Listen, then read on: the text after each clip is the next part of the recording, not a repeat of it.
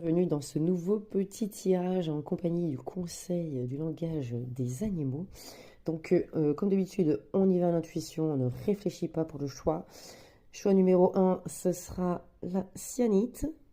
Voilà. 2, chrysoprase.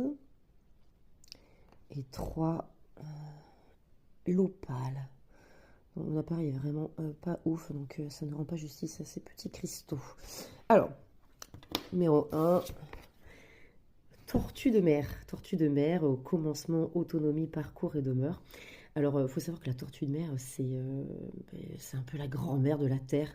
Elle a 200 millions d'années et elle était là avant les oiseaux, avant les mammifères. Et là, en fait, son message, c'est de nous enseigner l'endurance à travers la paix, la patience et la persévérance.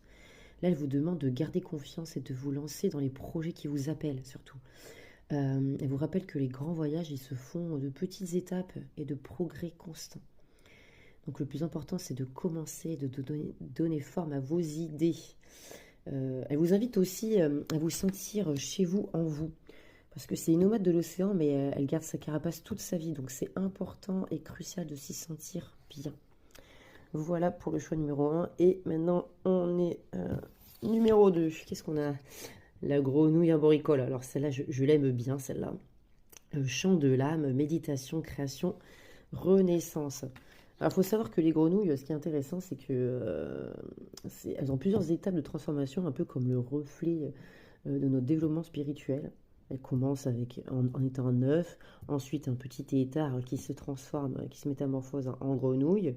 Et celle-là, en plus, elle va sortir de l'eau et puis elle va grimper sur les arbres. Voilà pourquoi elle s'appelle comme ça. Et elle se camoufle, hein, elles se font en fait dans la nature et donc elle peut changer de couleur.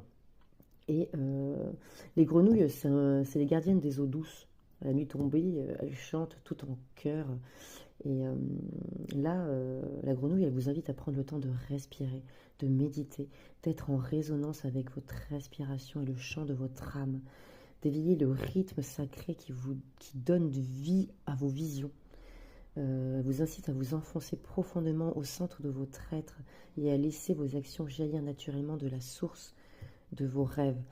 Voilà, donc là, on est vraiment dans un travail d'introspection. Et ici, qu'est-ce qu'on a numéro 3? Là-haut, l'abeille, créativité, résolution, récolte et dévouement. Celle aussi, elle est belle comme carte. L'abeille, elle entre là dans votre monde avec un message clair et simple. C'est votre mission de récolter